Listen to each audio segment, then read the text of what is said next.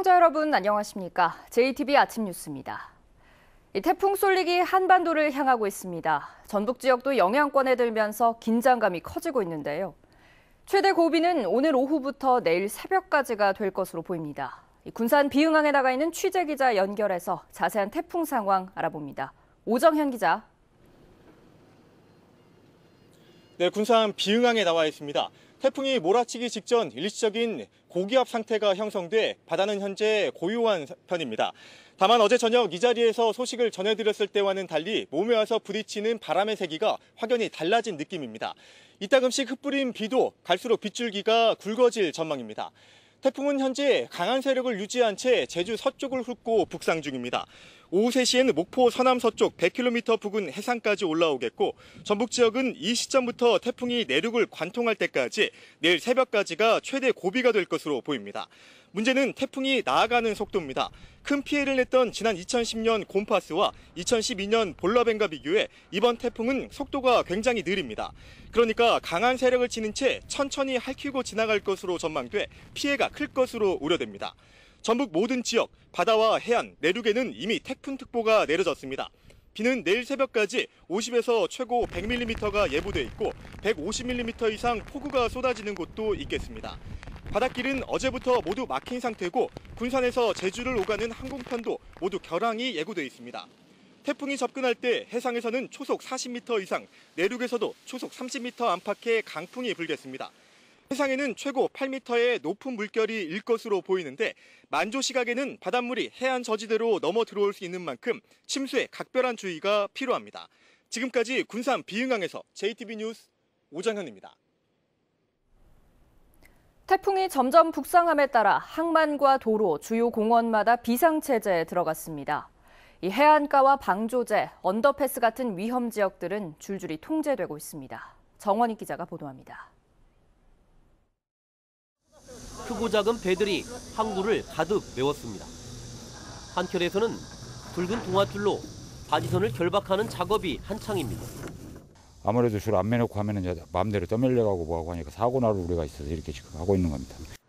바닷가 옆 상가에서는 강풍에 대비하기 위해 유리창에 테이프를 붙이느라 분주합니다. 통유리는 테이프를 붙이지 않으면 크게 깨지거나 아니면 이게 파손되니까 적절하게 X자로 테이프를 붙이지 않으면. 지난해 파도가 넘어오는 피해를 막기 위한 방파제가 설치됐지만 상인들은 여전히 걱정이 앞섭니다. 원형 스타일로 이렇게 해갖고 이제 바닷물이 왔을 때 다시 돌아가는 그런 식으로 설치를 했으면 좋았을 텐데.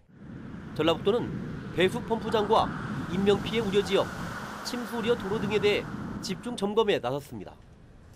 해안가와 방조제는 물론 전주 언더패스도 통제될 예정이고 하천 주차장 차량들은 모두 안전한 곳으로 옮겨졌습니다. 덕유산과 내장산 국립공원 탐방로 등 주요 공원 시설은 전면 통제됐습니다. 이번 태풍은 강력한 바람이 예상이 됩니다. 따라서 외출이나 차량 운행은 자제해 주시고 또한 바람에 날릴 수 있는 시설물들은 단단히 고정하거나 미리 제거해 주셔야 합니다. 전라북도는 가정에서도 유리창에 테이프를 붙이는 등 단단히 대비하고 침수와 산사태 우려 지역 주민들은 대피 장소를 미리 알아둘 것을 당부했습니다. JTBC 뉴스 정원익입니다. 제19호 태풍 쏠릭으로 인해 농작물에도 큰 피해가 우려되고 있습니다. 이 농작물이 바람에 쓰러지거나 침수되는 피해를 최소화하기 위해 농가들은 안간힘을 쏟고 있습니다. 주혜인 기자가 보도합니다. 태풍이 북상한다는 소식에 인삼 농가의 손길이 바빠졌습니다. 흙이 빗물에 쓸려가지 않도록 경사진 곳에 천막을 덮고 고랑마다 비닐을 깔아둡니다. 지주대 옆엔 쇠기둥을 깊숙이 박은 뒤 철사로 단단히 고정시킵니다. 바람이 강하게 불면은 이 치포가 날아가니까 그게 제일 걱정이죠. 이거 날아가면 그 밑에 그 인삼이 다 타서 버립니다. 내년에도 안 나와요. 그래서 아주 죽기 살기로 이게 안 날아가게끔 사슬합니다. 수확을 한 달가량 앞둔 배농가도 만반의 준비에 들어갔습니다. 강풍 피해를 조금이라도 줄이기 위해 과수원 주변에 방풍망을 둘렀습니다. 흔들리지 않도록 처진 가지를 지주대의 끈으로 단단히 묶어두지만 마음이 놓이지 않습니다. 우리 농민들은 어떻게 그 손바닥으로 이렇게 하늘 가리는 그런 심정이에요. 아무 대책이 없습니다. 그냥 태풍이 우리 지역만 조금 이렇게 벗어나게끔만 마음적으로 또 하나님께 이렇게 기도할 뿐이지. 추수를 코앞에 둔 논도 그야말로 비상상태. 이번 태풍은 비보다 바람이 거세다는 말에 벼가 쓰러지지 않도록 서둘러 논에 물을 댑니다.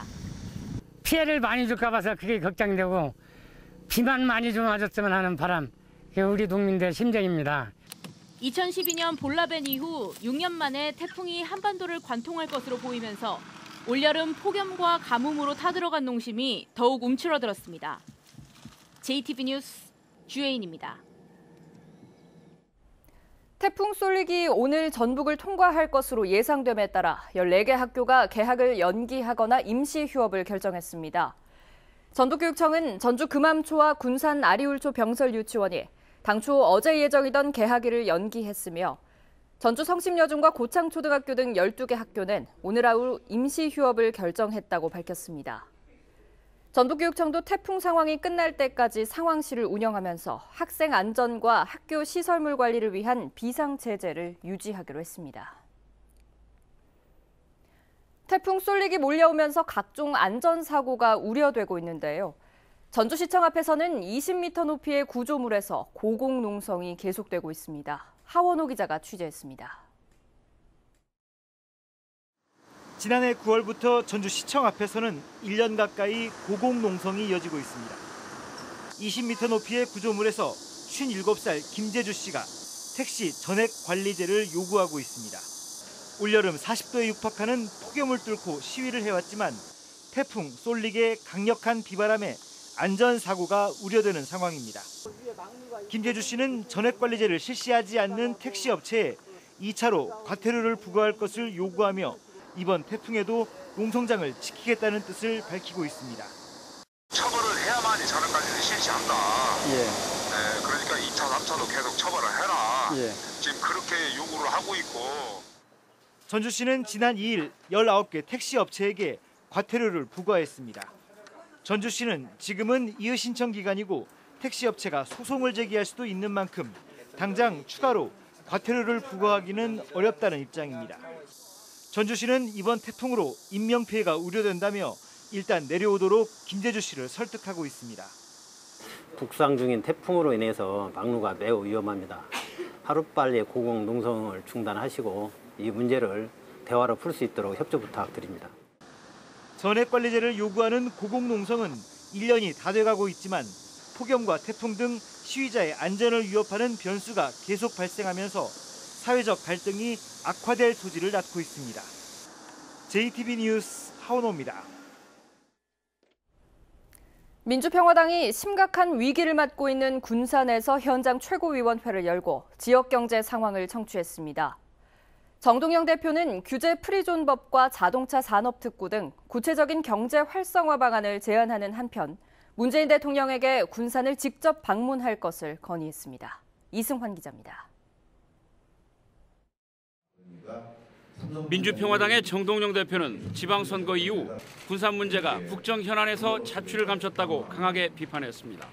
군산 일자리를 살리기 위해 규제 프리존법에 미래 자동차 산업을 포함시키고 자동차 산업 특구를 추진해서 삼성 등을 유치하는 방안도 제시했습니다. 지역 경제 절반이 결단나 가장 고통받는 곳이 됐다면서 대통령의 군산 방문도 제안했습니다. 군산의 실업자들은 공장에서 쫓겨난 밀려난 실업자들은 어떻게 살고 있는지 그 민생 현장에 문재인 대통령께서 빠른 시일 내에 한번 방문해 주실 것을 요청을 드립니다. 민평당 지도부는 회의에 이어 GM 공장을 방문해 상황을 청취했습니다. 조선소와 자동차 공장 폐쇄는 과거형이지만 협력업체들의 고통은 여전히 현재 진행형입니다. 조금 전까지만 해도 사실 마지막 구조조정을 다시 한번 해야 되는 상황이라 회의를 하다 왔어요, 제가. 마음이 이렇게 좋지는 않습니다. 그래서 뭐 10년, 20년씩 근무한 직원들을 떠나보내야 되는 게 쉽진 않아서 고민이 많고요. 현재 거론되는 대체 산업은 너무 먼 일이라며 당장 1, 2년 안에 혜택을 볼 수 있는 사업을 지원해달라는 목소리. 또 형식적인 간담회가 아닌 실질적인 도움이 되도록 해달라는 질책성 발언도 나왔습니다.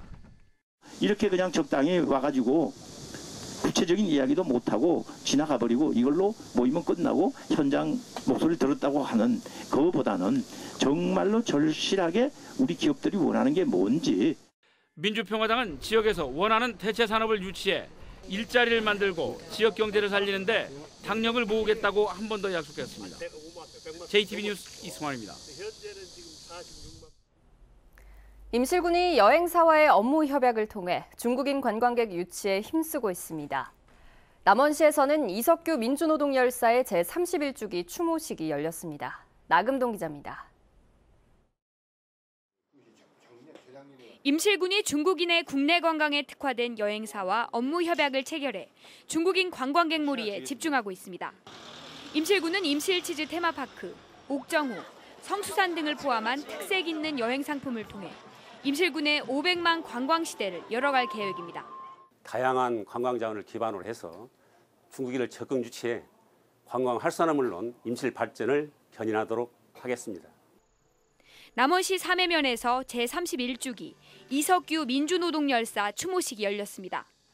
추모식에는 전라북도 시민사회단체 등이 참석해 1987년 8월 노동자 대투쟁 당시 가슴에 최루탄을 맞아 사망한 이석규 열사와 6월 항쟁의 뜻을 기렸습니다.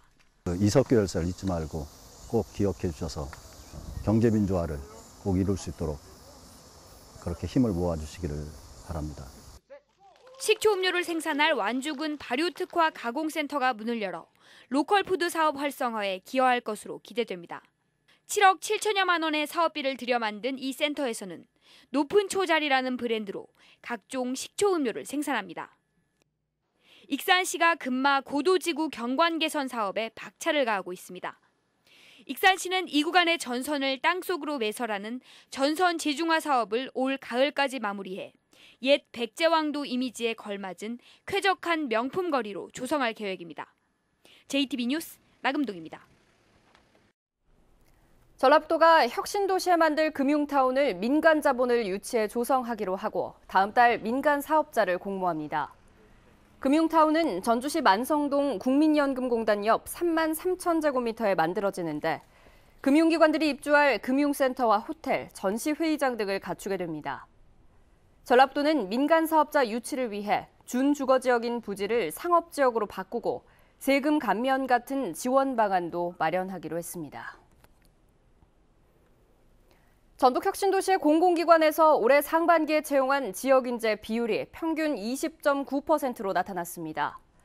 기관별로는 전기안전공사가 94명 가운데 23.4%인 22명의 지역인재를 뽑았고 국민연금공단 20.1%로 44명, 국토정보공사가 20.4%로 21명을 채용했습니다. 혁신도시 공공기관은 올해 18% 이상을 시작으로 2022년부터는 30% 이상의 지역인재를 채용해야 합니다. 오늘부터 달걀 껍질의 사육 환경을 나타내는 번호 표기가 의무화됩니다. 사육 환경 번호는 생산자를 알리는 고유 번호 5자리 뒤에 닭을 방사해서 키우면 1, 기존의 좁은 닭장에서 키우면 4 등 1에서 4까지 4가지로 구분해 표기합니다. 전라북도는 사육환경 표기 규정을 어긴 달걀 생산 농가와 판매업자는 형사처벌을 받거나 영업장 폐쇄 같은 처분을 받게 된다고 밝혔습니다.